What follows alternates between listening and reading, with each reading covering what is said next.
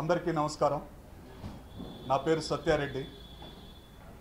Cinema డైరెక్టర్ని, ప్రొడ్యూసర్ని, రైటర్ని, సింగర్ని, హీరోని. 53 చిత్రాలు నిర్మించాను. తెలుగు ఫిల్మ్ ఛాంబర్ ప్రొడ్యూసర్ సెక్టార్కి చైర్మన్గా కూడా ఎలక్టెడ్ బాడీలో ఎన్నికై ఉన్నాను గతంలో. ఇప్పుడు విశాఖ ఉక్కు ఆంధ్రుల హక్కు అనే నినాదంతో 32 మంది ప్రాణ త్యాగాలతో సాధించుకున్నటువంటి విశాఖపట్నం స్టీల్ ప్లాంట్ ప్రైవేటీకరణ కాకుండా ప్రజా యుద్ధ నౌక, విప్లవ కవి అయినటువంటి గద్దరన్న ఆఖరి చిత్రంగా ఉక్కు సత్యాగ్రహం అనే సినిమాను నిర్మించాను. ఈ సినిమాలో విశాఖపట్నం స్టీల్ ప్లాంట్లోని అన్ని కార్మిక సంఘాలు, సంఘ నాయకులు, భూ నిర్వాసితులు ఈ సినిమాలో యాక్ట్ చేశారు.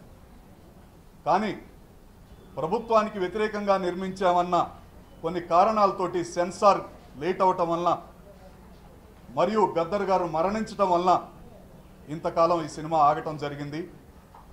సెన్సార్ తోటి అన్ని కార్యక్రమాలు పూర్తి చేసుకొని ఈ నెల 29వ తేదీన ప్రపంచవ్యాప్తంగా 300 థియేటర్లకు పైగా ఘనంగా ఈ సినిమా రిలీజ్ అవుతుందని మీ అందరి సమక్షంలో ఈ ఢిల్లీ ఏపీ భవన్లో తెలియజేస్తున్నాను. అన్ని సినిమాల్లా కాకుండా ఈ రోజుల్లో, ఈ జనరేషన్లో విప్లవ సినిమాలు నిర్మించడం అంటే ఎంత కష్టమో మీ అందరికీ తెలుసు. కమర్షియల్గా సపోర్ట్ చేయరు, కొనేవాళ్ళు రారు, ఇచ్చే థియేటర్లను ఆపేస్తారు. అదైనా కానీ తెలుగు ప్రజల ఆశాజ్యోతి అయినటువంటి విశాఖపట్నం స్టీల్ ప్లాంట్ ప్రైవేటీకరణ కాకుండా ఏకైక లక్ష్యంతో విశాఖ ఉక్కు ఆంధ్రుల హక్కు నినాదంతో ఈ సినిమాను తీయటం జరిగింది. పొద్దు తిరుగుడు పువ్వు పొద్దును ముద్దాడే, తొలి పొద్దును ముద్దాడే, అడవిలో వెన్నెలమ్మ ఆకొన్ను ముద్దాడే, చిగురుటాకొన్ను ముద్దాడే. యుద్ధంలో వీరుణ్ణి తుపాకి ముద్దాడే, తూటాలు ముద్దాడే, ఒరిగిన వీరుణ్ణి భూమి ముద్దాడే, రణభూమి ముద్దాడే అంటూ కోట్లాది మందిని విప్లవ భావాల వైపు నడిపించి ఎక్కడ అన్యాయం జరిగినా తిరుగుబాటు చేసే విధంగా ఉద్యమాలు నిర్మించినటువంటి విప్లవ కవి గద్దరన్న ఆఖరి చిత్రం. అంతేకాకుండా ప్రపంచానికి తెలియని ఎన్నో ఘటనలు ఈ సినిమాలో ఉన్నాయి. ఆంధ్ర రాష్ట్రం మద్రాసు నుంచి విడిపోయిన తర్వాత కర్నూలు రాజధానిగా వచ్చినప్పుడు ఏం జరిగింది, తర్వాత మద్రాసులో ఈ స్టీల్ ప్లాంట్ పెట్టాలని ఇందిరాగాంధీ గారు చేసినప్పుడు ఏం జరిగింది అనే చిత్రాన్ని విపులంగా కూడా గద్దర్ గారే రాశారు స్వయంగా. ఈ సినిమాలో 4 పాటలు రాసి పాడి నటించాడు. ఆయన చివరి పాట కూడా ఆయన చనిపోయే ముందే రాసుకున్నాడు. ఆయన చనిపోయిన తర్వాత ఆయన వారసులు ఎలా ఉండాలి, ఉద్యమాలు ఎలా నిర్మించాలని అవన్నీ కూడా ఈ సినిమాలో చిత్రీకరించడం జరిగింది. ఒక గ్రంథంలా, ఒక కళాఖండంలా, ఓ అద్భుత కావ్యంగా ఈ సినిమా ఉంటుందని ధైర్యంగా చెప్తూ ప్రపంచవ్యాప్తంగా 29న వస్తున్న ఈ సినిమాని ఆదరించవలసిందిగా తెలుగు ప్రజలను ఢిల్లీ మిత్రుల ద్వారా, పత్రికాధిపతుల ద్వారా, ఎలక్ట్రానిక్ ప్రింట్ మీడియా ద్వారా చేతులెత్తి నమస్కరిస్తున్నాను. Thank you so much. Thank you sir. Thank you sir. ఈ సినిమా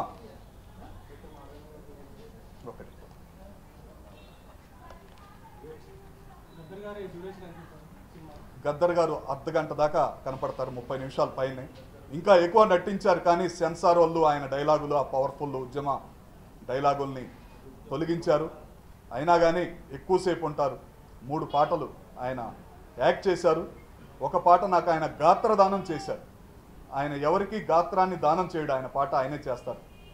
సమ్మెని జన్మ హక్కురన్నో దాన్ని ఆపేటి మొనగాడు ఎవడన్నా, సమ్మెని జన్మ హక్కురన్నో దాన్ని ఆపేటి మొనగాడు ఎవడన్నా, అన్నన్న మాయన్న కంపెనీ కూలన్న, అన్నన్న మాయన్న కంపెనీ కూలన్న, ఎన్నాళ్ళు ఈ బ్రతుకు ఎదురు తిరగవన్నా, సమ్మెని జన్మ హక్కురన్నో.